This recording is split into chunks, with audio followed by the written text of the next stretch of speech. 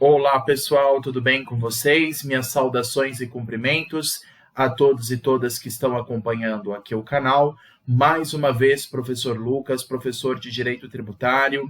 Vamos continuar a nossa jornada de análise das questões da primeira fase da OAB. Para quem já está acompanhando há algum tempo o canal, nós estamos analisando as diversas primeiras fases que caíram nas últimas provas, e nós precisamos continuar essa jornada. Eu comecei com vocês desde os últimos exames, os mais recentes, que desse ano de 2023, que estou gravando, mas agora já estamos vendo as provas que caíram no ano de 2022, 2021 e 2020 também. Então, a gente está analisando a tendência da banca FGV.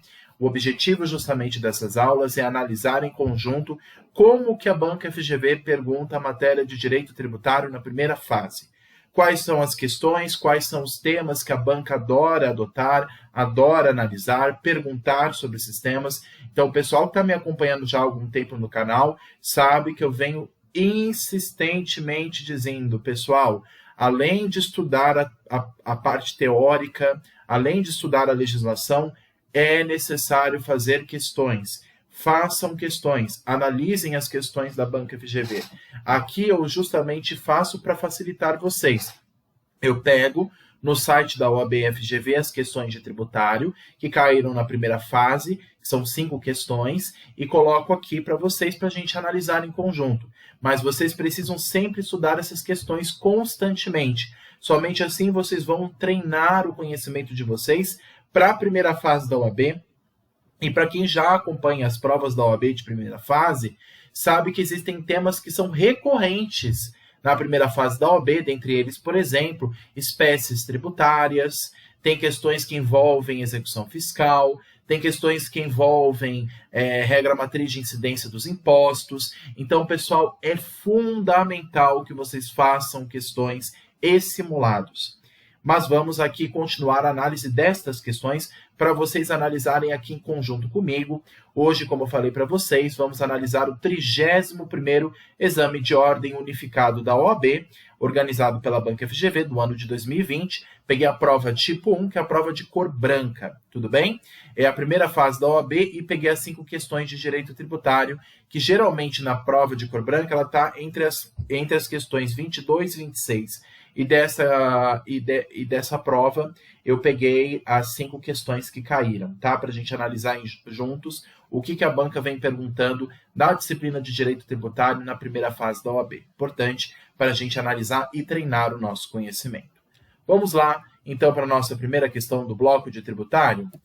Questão de número 22 desse bloco de 5 questões, da 22 a 26. A primeira questão aqui, pessoal, já vai fazer o questionamento. Primeiro, ela vai sempre dizer um caso e vai, em 4 alternativas, perguntar qual delas é a correta, tá bom? Vamos lá.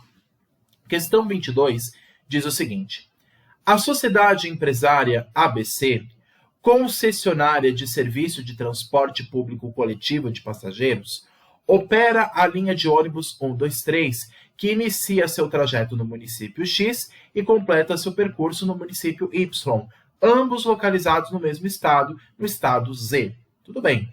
Sobre a prestação onerosa desse serviço de transporte, deve incidir qual tipo de imposto?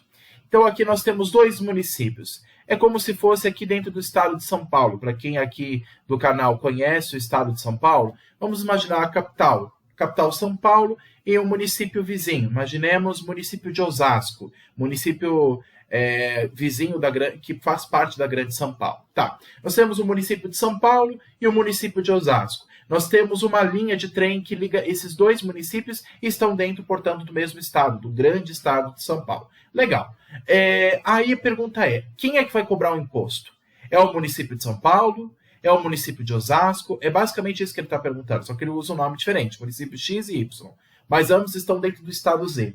É o estado que cobra ICMS ou são os municípios que cobram ISS? Pessoal, isso nós já analisamos aqui no canal, uma aula teórica. Nós já estudamos ICMS, que é de competência dos estados, o imposto sobre a circulação de mercadorias e serviços, e o ISSQN, ou simplesmente ISS, que é o Imposto sobre Serviços, mas vai aparecer ISSQN, Imposto sobre Serviço de qualquer natureza. Então, nós temos duas espécies aqui de tributos. O ISS, que é dos municípios, e o ICMS, que é dos estados, de competência privativa de cada um desses entes federativos. Ele está perguntando justamente disso. Já que existe um trajeto entre dois municípios, qual que é a cobrança devida? ISS, a questão lá diz o seguinte, deve-se cobrar ISS a ser recolhido do município X, ISS a ser recolhido pelo município Y, ICMS a ser cobrado de forma conjunta pelos municípios X e Y. Questão C está totalmente errada. É os municípios que cobram ICMS? Errado. Essa C é a mais errada de todas. Quem cobra ICMS é o Estado, não os municípios. Então a C não está certa. E D, o ICMS a ser recolhido pelo Estado em que se localizam os municípios X e Y. Qual das alternativas corretas? Segundo o gabarito oficial, a alternativa correta é a alternativa D de dado. Essa está bem tranquila, pessoal. Essa questão está bem fácil, está bem na cara. É o ICMS. Por quê? Lembra que a gente estudou a lei complementar de ISS, pessoal? A lei complementar de ISS, se vocês colocarem na internet, lei complementar de ISS, lá vai ter, nessa lei, embaixo da lei, a lista taxativa de serviços em que incide o ISS. E esses serviços são municipais de competência dos municípios. Ok. Mas como envolve um serviço entre dois ou mais municípios, um serviço intermunicipal ou mesmo interestadual incide ICMS. Nós não estamos falando só de um município. Nós estamos falando da prestação de um serviço que abrange dois municípios. Quando o serviço é intermunicipal, um serviço de transporte, isso inclusive está na lei de ICMS, que é a Lei Candir, e mesmo no Código Tributário Nacional, nós vimos o seguinte, serviço interestadual ou intermunicipal, como nesse caso, geralmente envolvendo serviços de transporte, ônibus, trem, serviço, sei lá, imaginemos no estado do Amazonas, né, o serviço de transporte nos rios, né, entre os barcos, né, que passam entre dois ou mais municípios, né, que os rios ali cruzam, né, vários municípios. Então é o seguinte, independente do transporte que seja, se passa por dois ou mais municípios, a incidência será do estado em que esses municípios se encontrem. Tá? Então a competência será de ICMS. Não cabe nem ao município X, nem ao município Y cobrar ISS, porque não foi só dentro do município. Isso são serviços intermunicipais. E se fosse interestadual, também incide ICMS, mas aí existe um critério para saber qual estado em que se cobra o ICMS, se é do estado de origem ou do destino, mas quando envolve serviço intermunicipal ou interestadual, sempre é ICMS. Então a questão correta aqui é a questão D de dado. O ICMS, que é o Imposto sobre a Circulação de Mercadorias e Serviços, a ser recolhido pelo Estado, no caso Estado Z, em que se localizam os municípios X e Y. Alternativa D de dado é a correta, segundo o gabarito oficial do 31º exame de ordem. Tudo bem? Vamos lá, pessoal. Próxima questão. Questão 23. João da Silva, servidor da administração tributária do município Y, recebeu a propina de José Pereira, adquirente de um imóvel, para, em conluio com este, emitir uma certidão que atestava falsamente a quitação de débito de TBI, que é o Imposto de Transmissão de Bens Imóveis, incidente sobre a transferência de propriedade. Já houve alguma ilegalidade aí, né? Propina, dinheiro, já houve uma questão que envolve até o direito penal. Mas como estamos no direito tributário, vamos focar apenas no direito tributário. Ok, houve um crime aqui de propina, e aí houve um administrador público, né, da administração municipal, ele quitou um débito de ITBI de um contribuinte. A certidão seria apresentada ao tabelião para lavrar-se a escritura pública de compra e venda imobiliária e para posterior registro. Considerando-se que, nesse município, o contribuinte de ITBI é o adquirente do imóvel, assinale a alternativa correta. o servidor João da Silva poderá ser responsabilizado funcional e criminalmente por este ato, mas a dívida tributária somente poderá ser cobrada de José Pereira, o único que é parte da relação jurídico-tributária com o município credor. Questão B. O servidor João da Silva poderá ser responsabilizado pessoalmente pelo crédito tributário e juros de mora acrescidos. Questão C. O tabelião poderá ser o único responsabilizado pela dívida tributária e juros de mora acrescidos, por ter lavrado a escritura pública sem averiguar, junto ao fisco municipal, a veracidade das informações da certidão apresentada. E questão D. Diz que, caso seja aplicado multa tributária punitiva contra José Pereira, este poderá extinguir do fisco que 50% do valor da multa seja cobrado do servidor João da Silva. Qual que é a questão correta aqui, pessoal? Segundo o gabarito oficial, é a alternativa B de bola. O servidor João da Silva poderá ser responsabilizado pessoalmente pelo crédito tributário e juros de mora acrescidos. Por que ele pode ser responsabilizado pessoalmente pelo crédito tributário? Se ele não é no caso, se ele não é o que praticou o fato gerador. O João da Silva, claro, ele cometeu um crime, ele recebeu propina, ele que é servidor público do município Y, recebeu propina de José Pereira, para que, em conluio com este, emitisse uma certidão falsa, dizendo que estava quitado da dívida de TBI. O que acontece, pessoal? É claro que o João da Silva vai responder no âmbito penal por isso. Existem os crimes contra a ordem pública, contra a ordem administrativa no Código Penal, mas isso não nos interessa aqui. Nós estamos focando no direito tributário. Nesse caso, como houve a concessão dessa quitação pelo João da Silva, como ele colaborou para que houvesse essa falsa quitação de TBI, ele vai passar a ser responsabilizado também na esfera tributária. Lembrando, pessoal, uma coisa, uma punição não exclui a outra. João da Silva vai ser responsabilizado criminalmente? Sim, mas também administrativa e tributária. Também haverá uma penalidade administrativa e tributária. Mesmo que João da Silva não tenha praticado o fato gerador de incidência de ITBI, não foi ele que vendeu o imóvel, no caso, como ele agiu de má fé, concedendo essa quitação a José Pereira desse imóvel, sendo essa quitação falsa, sendo essa certidão ilegal, portanto nula, um ato administrativo ilegal é nulo de direito, então o servidor João da Silva vai passar a ser responsabilizado como se ele fosse o contribuinte de fato. Então o servidor João da Silva poderá ser responsabilizado pessoalmente pelo crédito tributário e juros de mora acrescidos.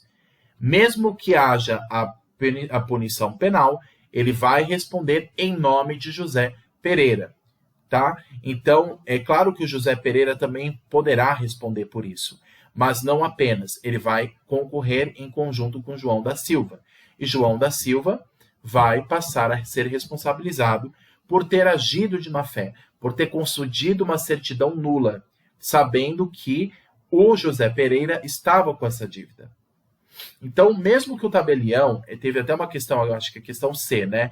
Mesmo que o tabelião tenha lavrado a escritura pública da compra e venda imobiliária para posterior registro, o tabelião não soube dessa má-fé. Então, o tabelião não pode ser responsabilizado por nada. Então, a questão C, por exemplo, estaria errada. O tabelião não tem culpa do que aconteceu. Ele confiou na informação que o João da Silva apresentou. Então,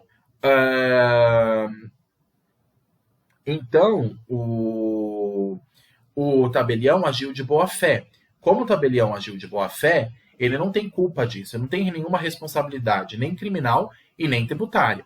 Mas quem vai responder aqui, em conjunto com José Pereira, é João da Silva. É claro que não está perguntando se é em conjunto com o outro ou não, mas o João da Silva vai responder sim, porque agiu de má fé e induziu ao erro, inclusive, o tabelião. Então, por conta disso, ele vai responder o crédito devido, o ITBI, mais os juros acrescidos pela mora, ou seja, pela demora, pelo atraso no pagamento. Então, a questão correta é a questão B de bola, tudo bem? Lembrando que para essa questão, algo importante. A penalidade criminal não exclui a penalidade tributária. Mesmo que, não é o caso, mas mesmo que João da Silva fosse absolvido na esfera penal, ele não poderá ser absolvido da obrigação tributária. E ele terá que pagar em conjunto esta obrigação. Tudo bem? Questão correta é a B de bola. Questão 24. Vamos lá. Maria dos Santos, querendo construir hipoteca sobre imóvel de sua propriedade em garantia de empréstimo bancário a ser por ela contraído, vai a um tabelionato para lavrar a escritura pública da referida garantia real. Ali é informado que o município Z, onde se situa o bem, cobra o ITBI, Imposto de Transmissão de Bens Imóveis, sobre a construção de direitos reais de garantia. Mais uma questão de ITBI aí, gente. Vocês veem como a espécie tributária cai muito, né? Então, olha o que aconteceu. Vamos ler de novo essa questão para ficar bem claro isso aqui.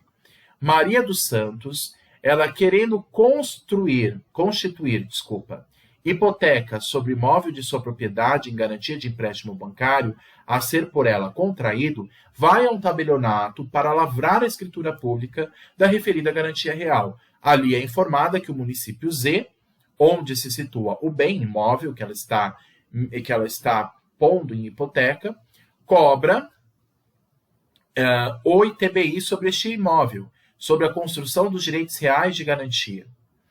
Ok.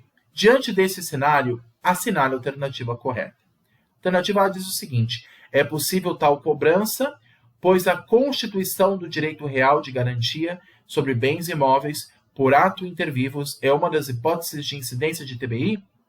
Questão B.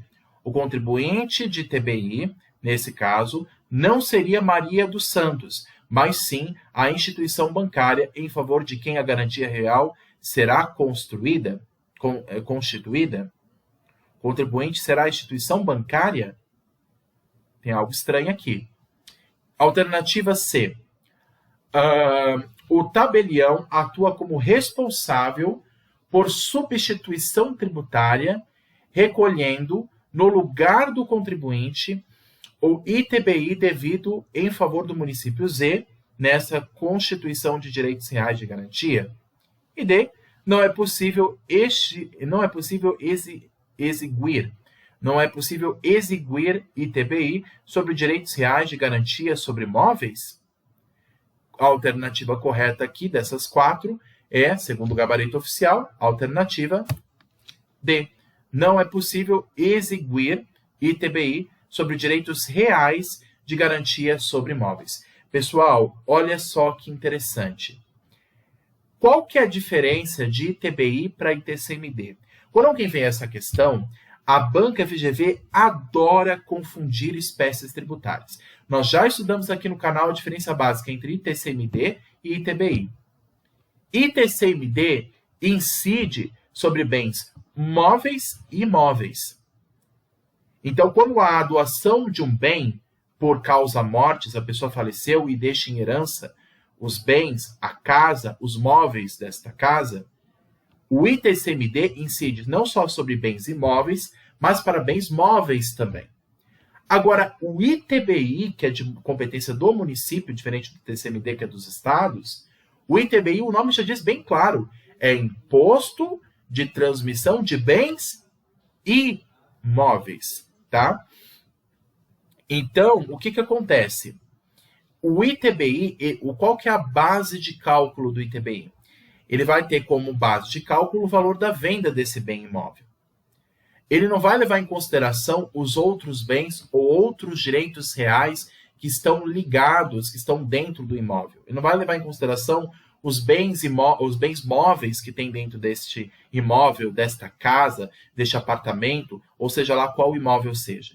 Então, por isso que a questão D está correta. Não é possível exiguir ITBI, não é possível calcular o ITBI sobre direitos reais de garantia sobre imóveis. O ITBI, pessoal, ele tem como base de cálculo, como critério para sua apuração, o valor, no caso, do imóvel. Apenas isso é considerado. Mas não é possível você calcular o ITBI, não é possível você exiguir o ITBI sobre direitos reais de garantia, né? Apenas sobre o valor em si do imóvel. Então, por conta disso, a questão correta é a questão D. Diferente do ITCMD, o ITBI ele tem uma abrangência mais restrita. A regra matriz de incidência do ITBI envolve mais especificamente o valor em si do imóvel e não os bens, os direitos reais que estão, os outros direitos reais que estão envolvidos nesse imóvel, os bens que estão dentro dele e assim por diante. Tudo bem? Agora, por que as outras questões estão erradas aqui? É importante a gente dizer, não só porque uma está certa, mas por que as outras estão erradas. Por exemplo, a questão C. Ele diz que o tabelião atua como responsável por substituição tributária. Nós já estudamos sobre substituição tributária. Se vocês quiserem, a gente novamente toca nesse assunto, porque responsabilidade tributária cai muito na primeira fase. A substituição tributária, pessoal, não cabe aqui. O tabelião não responde como contribuinte em nome de uma outra pessoa só porque ele lavrou uma escritura pública. A lavratura de escritura pública não é uma hipótese de incidência de TBI. Então, o tabelião não vai responder em nome de ninguém. A figura da substituição tributária, a gente vê mais isso, por exemplo, em impostos como o ICMS. O ICMS, que é o Imposto de Circulação de Mercadoria e Serviço, lembra daquelas fases de produção, da fabricação dos bens, da comercialização, até chegar no final, na mão do consumidor. O que acontece? Lá, quem paga o ICMS como se fosse o contribuinte real é o fabricante do bem. Mas ele vai repassar esse valor no produto e depois quem paga no final esse valor é o contribuinte. Mas quem responde no início da cadeia como se fosse de fato o contribuinte real é o fabricante. Então, essa questão de substituição tributária, a gente vê isso muito, por exemplo, na cadeia de ICMS e também de TBI. Mas de ICMS ou de IPI. Mas de ITBI não cabe essa figura de substituição tributária, tendo como base o tabelião. O tabelião fez a atitude dele, a prática dele, a prática pública, aquela lavratura de escritura pública. Isso não é hipótese de incidência de TBI. Então a questão C está totalmente errada. Questão B. Contribuinte de TBI, nesse caso, não seria Maria dos Santos, mas sim a instituição bancária em favor de quem a garantia real será constituída? Não, a instituição bancária também não responde como contribuinte de TBI. Quem responde é a Maria dos Santos, que é a proprietária desse imóvel, que está querendo constituir, portanto, a hipoteca sobre o imóvel de sua propriedade em garantia de empréstimo bancário. Mas quem responde é a Maria dos Santos, é a proprietária do bem imóvel, tá?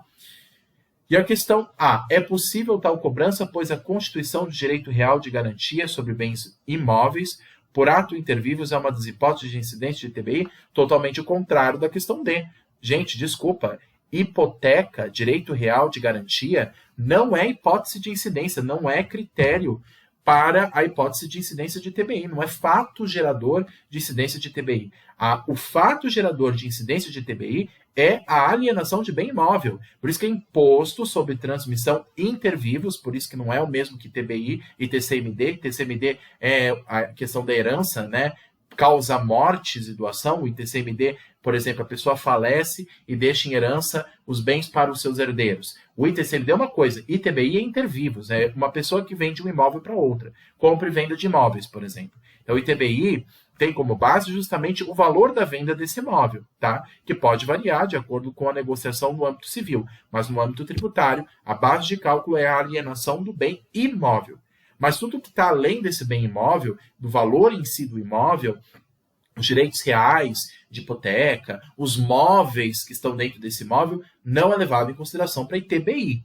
Ele perguntou aqui sobre ITBI, ele não perguntou sobre outros impostos. Então aqui é ITBI. Nesse caso, a única alternativa correta aqui, pessoal, questão D de dado. Não é possível exiguir, não é possível calcular, não é possível se apurar, não é possível chegar ao valor de ITBI sobre direitos reais de garantia sobre imóveis. Apenas sobre o valor do imóvel a ser vendido, a ser negociado entre as partes. Tudo bem? Então, a única questão correta que nos interessa aqui, questão D de dado. O único fato no direito civil que é interessante ao direito tributário para a ITBI é a venda do imóvel, não os direitos reais que estão em volta desse imóvel. Tudo bem? Então, o ITBI ele tem essa característica de ser mais restritivo, mais focado na venda em si do imóvel, do que no que está em volta dele. Tudo bem? Questão correta é questão D de dado para a questão 24. Questão 25. Próxima questão aqui da sequência. Uma sociedade empresária em recuperação judicial requereu, perante a Secretaria Estadual da Fazenda do Estado X, o parcelamento de suas dívidas tributárias estaduais. O Estado X dispunha de uma lei geral de parcelamento tributário, mas não de uma lei específica para parcelamento de débitos tributários de devedor em recuperação judicial. Diante desse cenário, assinale a alternativa correta. Questão A diz o seguinte: o parcelamento não pode ser concedido caso inexista lei específica estadual que disponha sobre as condições de parcelamento dos créditos tributários do devedor em recuperação judicial. Questão B. O prazo de parcelamento a ser concedido ao devedor em recuperação judicial, quanto aos tais débitos para com o Estado X, não pode ser inferior ao concedido por lei federal específica de parcelamento de créditos tributários do devedor em recuperação judicial. Questão C. O parcelamento do crédito tributário exclui a incidência de juros, em regra, no caso de devedor em recuperação judicial. Parcelamento de crédito exclui a incidência de juros? Questão D. O parcelamento de crédito tributário exclui a incidência de multas, em regra, no caso do devedor em recuperação judicial? A questão correta, segundo o gabarito oficial, é a questão B de bola. O prazo de parcelamento a ser concedido ao devedor em recuperação judicial para tais débitos para com o Estado X não pode ser inferior ao concedido por lei federal. Sim, a lei federal, pessoal, inclusive se vocês pegarem a lei de falência e recuperação judicial, que já envolve uma matéria que envolve mais o direito empresarial, mas para nós o direito tributário, o que nos interessa é que no processo de recuperação judicial, a empresa ela tem direito a pedir um parcelamento, só que ela tem um prazo estabelecido em lei. E esse prazo, mesmo que o Estado seja o ente federativo competente para cobrar os débitos devidos, ele não pode exigir um prazo menor do que estabelecido em lei federal. Ele pode conceder o mesmo prazo ou conceder um prazo maior. Ah, mas a competência não é do Estado? Sim, mas geralmente, pessoal, quem estabelece as regras gerais é a União. Isso, inclusive, em matéria de impostos, a gente vê muito isso. Ah, mas quem pode aplicar a alíquota não é o Estado, não é o município? Sim, mas quem estabelece a regra geral, quem em alguns casos estabelece o teto ou o piso, o mínimo ou o máximo, geralmente é a lei federal. Então, a lei federal ela não vai tratar, obviamente, de todos os aspectos tributários de todos os entes federativos. Caberá a cada ente federativo ter suas próprias leis, suas próprias regras para cada caso tributário. Mas as regras gerais, como do parcelamento tributário, e existe uma lei geral de parcelamento tributário, que é uma lei federal, ela vai estabelecer critérios mínimos que mesmo os estados e municípios devem observar. Então, os critérios mínimos são estabelecidos por lei geral. Então, por conta disso, a questão B já começa acertando. O prazo de parcelamento a ser concedido ao devedor em recuperação judicial para tais débitos para com o Estado X não pode ser inferior ao concedido pela lei federal. Então, o critério é a lei federal específica de parcelamento de créditos tributários do devedor em recuperação judicial. Então, mesmo, pessoal, que haja competência dos entes, o Estado tem as suas competências? Sim. O município tem a sua competência? Tem. O Distrito Federal tem aquela competência acumulativa entre Estado e município? Sim. Mas a regra geral, o parâmetro mínimo que deve ser observado para todos os impostos é a União. Você quer ver um exemplo disso? Mas aí fugindo um pouco do tema aqui da questão 25. Lembra do ISS? O ISS, que é o Imposto sobre Serviço, que é um imposto municipal? Cada município vai tratar o seu ISS. Mas as regras gerais quem estabelece é a União. Por isso que a lei geral de ISS que cai na OAB não vai perguntar lei municipal ou lei estadual. Como é um exame unificado, só vai perguntar leis federais. O que acontece? Quem vai disciplinar o ISS é cada município respectivo. Mas a regra geral é estabelecida pela União. E, por exemplo, na alíquota de ISS existe aquela alíquota mínima de 2%.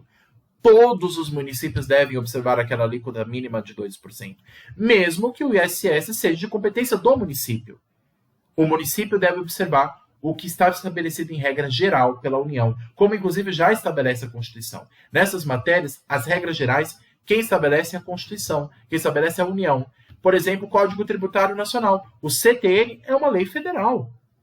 As regras gerais do direito tributário são leis federais. É claro que depois disso vai dar-se mais liberdade para cada ente federado estabelecer sua regra. Mas o que nos interessa aqui, inclusive nessa questão 25, é lei e o âmbito federal. E a Lei Geral de Parcelamento Tributário, que é uma lei de competência da União, ela vai estabelecer um prazo mínimo a ser observado. E o Estado, portanto, não pode considerar um prazo menor do que a lei já garante. E por que a lei garante esse prazo? Para dar, inclusive, maior segurança jurídica ao contribuinte. Para que o contribuinte tenha um critério mínimo que ele possa observar na lei. Porque como nós temos muitos estados e muitos municípios, tem que ter pelo menos uma regra mínima, que é uma regra universal, uma regra federal. Então, o que nos sobra aqui, pessoal, correto, é a questão B de bola. Tudo bem? Fazendo com que a questão A esteja errado, que ela diz o seguinte, né, o parcelamento não pode ser concedido caso inexista lei específica estadual. Se tem uma lei específica federal, não necessariamente precisa haver uma lei específica estadual que discipline sobre o parcelamento de crédito tributário. Então, mesmo que não houvesse essa lei, só o fato de ter uma lei geral federal sobre parcelamento tributário, a questão A está errada. Lembra, pessoal, uma outra coisa, o Código Tributário Nacional, ele prevê, inclusive, o Instituto do Parcelamento. O Código Tributário Nacional, o CTN, é uma regra geral, que vale para todos os municípios, estados, Distrito Federal e a União. O CTN é uma regra universal. Ele já prevê o parcelamento. Então, mesmo que não houvesse uma lei específica estadual para tratar sobre o parcelamento do crédito tributário, da dívida tributária, mesmo assim, o CTN já garante. E lembra que o parcelamento é uma das hipóteses de suspensão do crédito tributário. Ele suspende, ele não extingue. O que extingue o crédito tributário, por exemplo, é o pagamento integral da dívida. Então, se eu pago integralmente a minha dívida com o fisco, está quitado a minha dívida. Acabou a obrigação principal. Foi quitado, foi eliminado. Nesse caso, é uma forma de extinção. Mas o parcelamento é uma das hipóteses de suspensão do crédito tributário previsto no Código Tributário Nacional. Então, essa é uma garantia já prevista também pelo CTN. Então, a questão A está totalmente errada. Questão C, o parcelamento do crédito tributário exclui a incidência de juros? Errado. Porque, conforme vai atrasando o valor da parcela, vai incidir, sim, juros e correção monetária. E se não pagar, também pode incidir multa. Então, o parcelamento do crédito, ele não exclui a multa. Até porque, pessoal, é o seguinte, multa não é tributo. Lembrem disso. Multa é penalidade pecuniária. Nós já falamos isso várias vezes aqui no canal. Multa não é tributo. Mesmo que eu parcele, mesmo que eu pague as parcelas e no final pague todo o tributo, eu vou ter que pagar multa. Por quê? Porque multa não é tributo. Multa é uma penalidade por não cumprir uma obrigação, por exemplo, uma obrigação tributária, seja ela principal ou acessória. Então, eu vou ter que também pagar multa, porque multa é uma penalidade que o fisco dá a mim por não cumprir alguma regra tributária. Então, o parcelamento não exclui a multa. Uma coisa não anda junto com a outra, tudo bem? Então, a única questão correta que nos restou aqui é a questão B de bola. O prazo de parcelamento a ser concedido ao devedor em recuperação judicial quanto a tais débitos para o Estado X não pode ser inferior ao concedido por lei federal específica de parcelamento dos créditos tributários do devedor em recuperação judicial, tudo bem? Questão B de bola é a questão correta para a 25. Alternativa correta, questão B. 26, última questão aqui da prova. Uma lei ordinária federal tratava de direitos do beneficiário de pensão previdenciária e também previa a norma que ampliava para 10 anos o prazo decadencial para o lançamento dos créditos tributários referentes a uma contribuição previdenciária federal. A respeito da aplicação de prazo, assinale a alternativa correta. É inválida, pois, em razão do caráter nacional das contribuições previdenciárias federais, somente poderia ser veiculada por resolução do Senado Federal? Questão B. É inválida, pois somente poderia ser veiculada por lei complementar. C. É válida, pois o CTN prevê a possibilidade de que o prazo geral de 5 anos, nele previsto, para a Fazenda Pública constituir o crédito tributário, seja ampliado por meio de lei ordinária específica. E D. É válido por existir expressa previsão constitucional específica para contribuições da Seguridade Social, autorizando a alteração de prazo da constituição de crédito tributário por lei ordinária. O que nos resta aqui, pessoal, como correta pelo gabarito, é a alternativa B de bola. É inválida, pois somente poderia ser veiculada por lei complementar. Por quê? Pessoal, lembra que eu falei para vocês que a União ela tem uma competência que se chama uma competência residual? A União ela pode alterar regras sobre, por exemplo, impostos e contribuições sociais. A União ela pode, inclusive, criar novos impostos além dos previstos na Constituição e novas contribuições sociais além das previstas na Constituição. Nas contribuições sociais, nós temos, por exemplo, as contribuições previdenciárias, que servem para financiar o sistema da Previdência Social. Tudo bem, se a União ela quer criar uma regra nova, como, por exemplo, está previsto aqui, né, ele diz o seguinte, que a Lei Ordinária Federal, já começou errado, não poderia ser por lei ordinária, tratava de direitos de benefício de pensão previdenciária e também previa uma norma que ampliava para 10 anos o prazo decadencial para o lançamento do crédito tributário referente a uma contribuição previdenciária federal. Ele está querendo alterar um prazo já estabelecido pela Constituição, ou melhor, já estabelecido por lei, pelo CTN, inclusive, né? O prazo de 5 anos que é previsto pelo Código Tributário Nacional, ele não poderia ser alterado por lei ordinária. A lei ordinária, pessoal, inclusive na hierarquia das leis, ela está abaixo das leis complementares. E a Constituição já prevê que, se houver alguma alteração sobre matéria de impostos federais e contribuições previdenciárias, só a União pode fazer, mas apenas por lei complementar. Inclusive, o quórum de aprovação de lei complementar é mais difícil do que lei ordinária. Então, a Constituição prevê essa possibilidade. A União poderia alterar esse prazo de 5 para 10 anos, ampliando o prazo em favor da Fazenda Pública? Poderia? Poderia, mas não por lei ordinária, apenas por lei complementar. Da mesma forma, se a União quisesse criar novos impostos ou novas contribuições sociais, ela poderia fazer? Sim, apenas a União, mas por meio apenas também de lei complementar. Não pode ser por lei ordinária, não pode ser por medida provisória, não pode ser por nenhuma outra espécie tributária, apenas por lei complementar, como assim já estabeleceu o texto ordinário da Constituição. Então, não pode, inclusive, por meio de resolução do Senado Federal, se está tudo errado. Essa questão lá não envolve, porque fala da resolução do Senado Federal. As resoluções do Senado Federal, pessoal, não servem para contribuições previdenciárias. Nós não estamos falando aqui de matéria de impostos, nós não estamos falando aqui de matéria, por exemplo, de ICMS, né, que envolve a competência dos entes federados como os estados, né?